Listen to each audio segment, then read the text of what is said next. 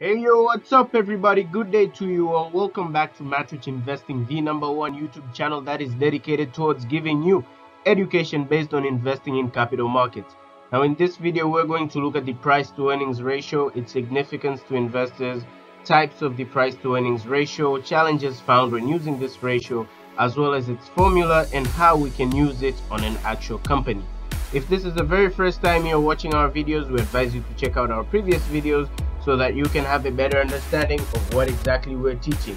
If you also find this video helpful, by all means, please like this video, hit that thumbs up button, subscribe to our channel, and hit that notification bell so that YouTube gets to notify you each time we get to upload videos into their platform. Now with that said, ladies and gents, let's get down to business.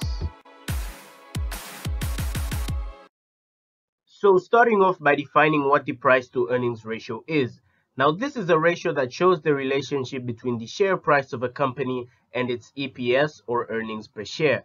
This ratio is used to find the value of a business by measuring the price of unit shares with respect to the profits per share, the EPS. So then this price to earnings ratio is all about the price of a unit share of a company and the earnings per share. We've already talked about the earnings per share in the previous video. The price of unit shares in a company is basically the price you buy or sell particular shares of a company in the stock market. Now, these metrics are used by investors in finding businesses with good returns on investment on their capital invested. An investor using this kind of ratio can identify if the business to be invested requires a huge, medium, or low amount of capital invested with respect to the profits available by the business. So then technically this ratio shows an investor how much of a capital should this investor invest in a particular company with respect to the profits that are attained. So then this ratio shows how big of capital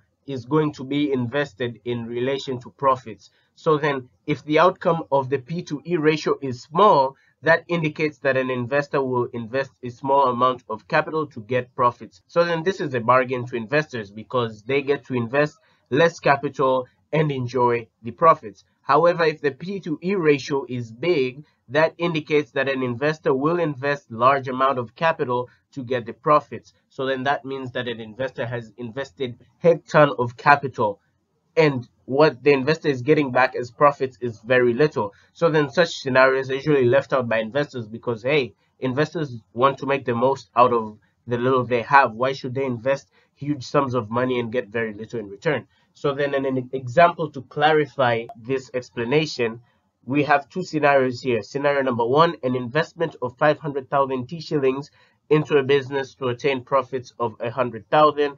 And there's the second scenario where an investment of 2 million shillings into a business to attain profits of 100,000 shillings. So out of these two scenarios, which one looks more reasonable or which one would attract an investor?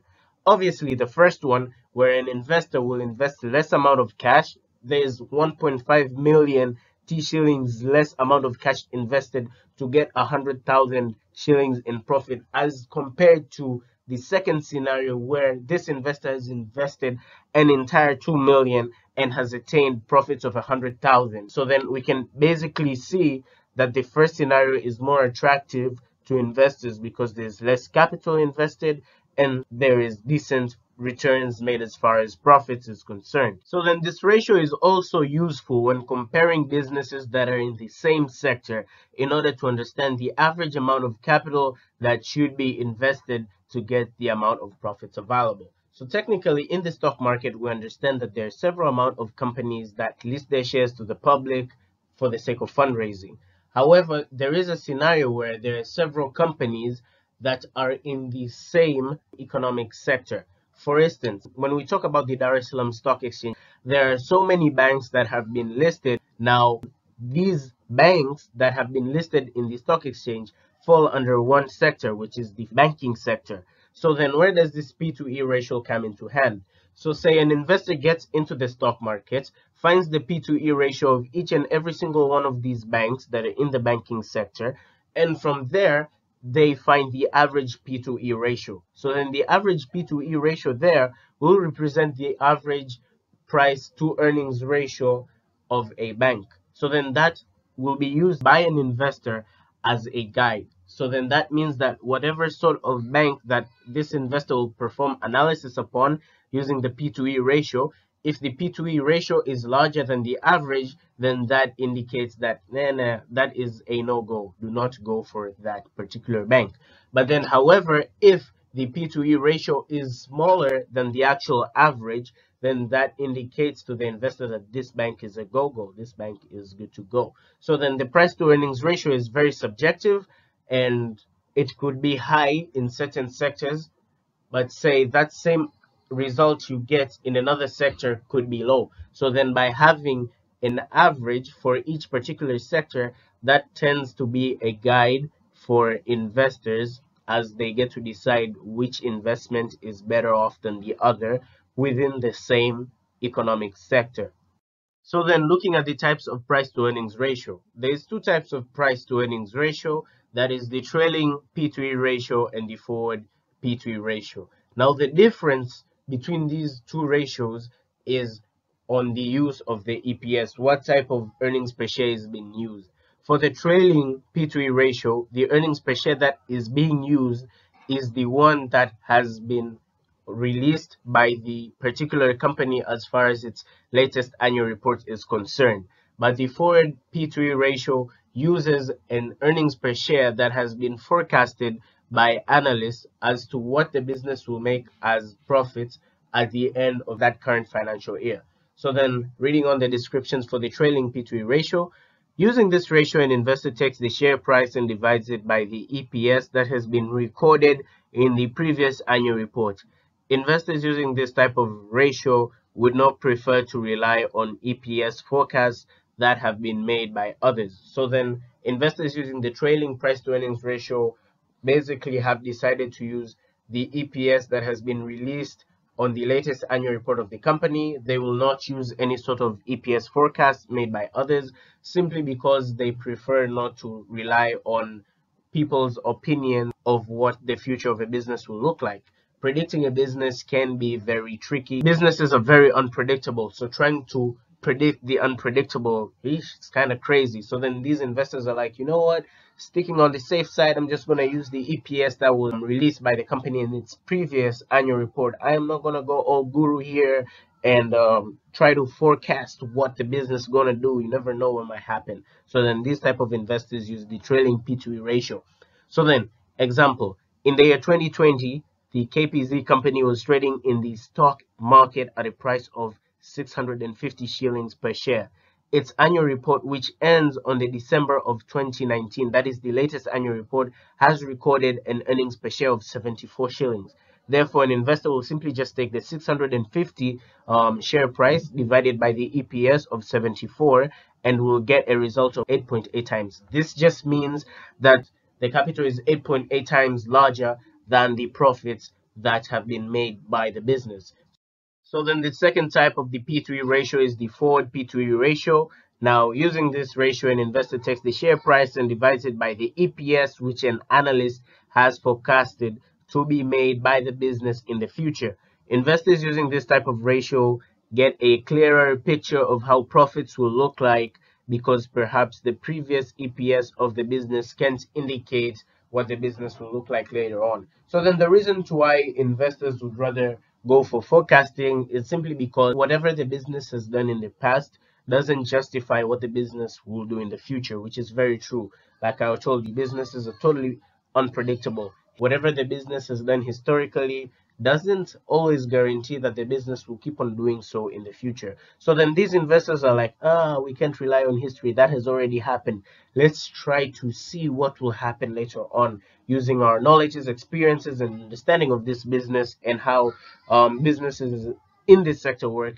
Let's see how this business will look like at the end of this financial year. So then in the previous example, there's a share price of 650, but then the only difference is here we're using forecasts.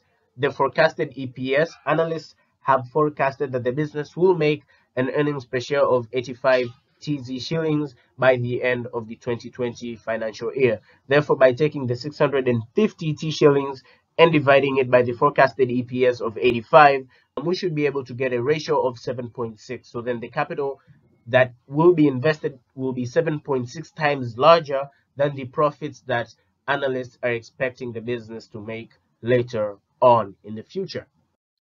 Let's look at challenges that can be found when using the P/E ratio. So then challenge number one is that this ratio is inapplicable to loss-making businesses.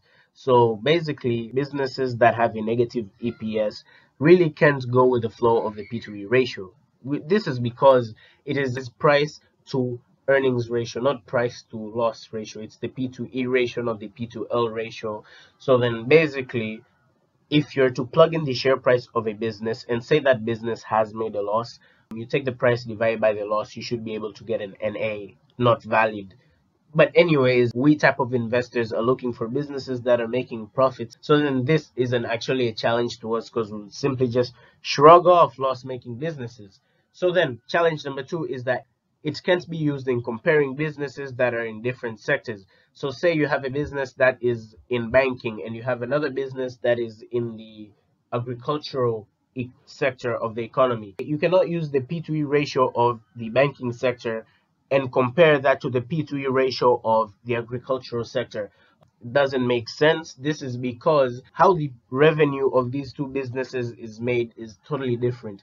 There's totally different ways of how these businesses have made their revenues. There's totally different ways of how these businesses are operating, and there's totally different ways of how these businesses make profits. So trying to compare the P/E ratios of two different sectors will not make any sense because these two businesses are completely different with the way they flow, with the way they operate, with the way they make profits, which is why this is more applicable to businesses that are on the same sector. However, businesses that are also on the same sector, we should be careful. We should consider how they make revenue. There could be differences with how they make revenue. There could be differences with how they operate. I mean, you could have businesses that are in banking, but then this one could be corporate banking and the other one could be microfinance banking, you see? So then, yes, they might be in the same sector, but then you also have to be kind of considerate with how you're dealing with these type of banks. To wrap it all up, you can use the P/E ratio to compare businesses that are in different sectors. For us to calculate the P/E ratio, we simply just take the price per share and divide that by the earnings per share. Then we should be able to get the P/E ratio. So then with that formula exposed right there, let's see how we can use this formula on an actual company. All right, ladies and gents, so here we all are. We're going to use the example of CRDB Bank PLC as of the year ended 31st December 2019. So then these financial statements cover the financial year starting from 1st January 2019 to 31st December 2019. Anyways, so the reason why we pulled up the CRDB Bank annual report is so that we can have a look at the EPS as of 2019. By the way, this is 2020, so like, yeah, I'm using the latest annual report's EPS. So then we're over here, the income statement. This is the basic earnings per share. And as we can see, it is 46 TZ shillings. So then that is the earnings per share as of the year 2019 for CRDB Bank PLC. So then I am going to head on to the website for the Dar es Salaam Stock Exchange. And the reason why I'm doing this is so that I can find the share price of CRDB. So I'm just going to go to market reports, click on daily reports, and it's just going to load over there, and we can obviously see these right here. These are the closing prices, but I prefer more detailed information. I prefer the daily report. The Dar es Salaam Stock Exchange usually gives a daily report of how the companies have performed according to their share prices on a day-to-day basis. So I'll just download that and it should give me what I'm looking for, and I will just scroll all the way to daily equity prices. So mind you that first off, today is the December 4th, and I just pulled out the daily prices for the December 3rd. Now, the information I have available is as of yesterday. That is the latest information I have available of the share prices. As for today, if I wanted to know what the share prices of today are going to be like, I'd have to wait until around 5. The stock market closes at around 5 p.m. So then I'll just have to wait till then and pull out today's report. So then I'll just go with yesterday's report, and the price I'll be looking at is not the opening price but the closing price. The price of CRDB by the time the stock market was being closed. So then that is 185 shillings. Still the same thing though, but anyways, you get what I'm saying. So then I'm going to pull out my calculator right here, and I'm going to calculate the price to earnings ratio. So then we're going to take the price, which is 185, and I'm going to divide that by the basic earnings per share, which was 46, and I should be able to get 4.02173, blah, blah, blah, blah. So then this 4.02 technically means that the capital that should be invested in CRDB is 4.02 times larger than the actual profits that have been made by the CRDB bank. So first off, this 4.02 is actually significantly a very small number, because like the capital is just 4 times larger than the actual profits. This in normal sense is small. But then if you're gonna be like, oh, I want to compare this with the average P/E ratio of the banks, so then you're going to have to find the P/E ratio of every single bank that is in the DSE. And once you find the individual P/E ratios, you're going to find the average P/E ratio. And from there, you're going to compare the average P/E ratio with this P/E ratio for CRDB, which I mostly believe that this is even lower than the average. I mean, seriously, the capital is just 4 times larger than the profits. That's really small. So then, with that said, there's also other situations where you might analyze a company that is the only one in its particular sector, or they're just very few companies that are in that sector. So then usually, based on my personal experience, I usually have this defensive P/E ratio number, which is 15. I usually do not invest in companies where capital is 15 times larger than the actual profits. I prefer to invest in companies where the P/E ratio is below 15 times. The capital I require to invest is less than 15 times larger than the actual profits that have been made by the particular business. However, I personally tend to use this for companies that are very few, or standalone companies in a particular sector. So then that's when I tend to use this below 15 times. However, this is based on my personal experiences. You could have your own, you could set your own standards, your own limits. It's all up to you. You're free to choose. You have your own free will. So then, ladies and gents, with that said, ladies and gents, thank you so much for watching this video to the very end. If this video has been useful to you, then we ask that you help us by hitting the thumbs up button, subscribing to our channel, and hitting that notification bell so that YouTube gets to notify you each time we get to upload content into the platform. So share this video to your buddies. Sharing is caring, knowledge is power. So that they can also benefit from this video just like you. If you're also on social media platforms, Instagram, Facebook, and Twitter, don't forget to check us out there. Our account name is Matrix Investing. The links to our social media accounts are in the description below. We provide content related to investing in the Tanzanian capital market on a daily basis. So don't forget to follow, like, share, and comment. If you also have questions or opinions to contribute, you can do so in the comment section or DM us on our social media accounts. We're only a DM away.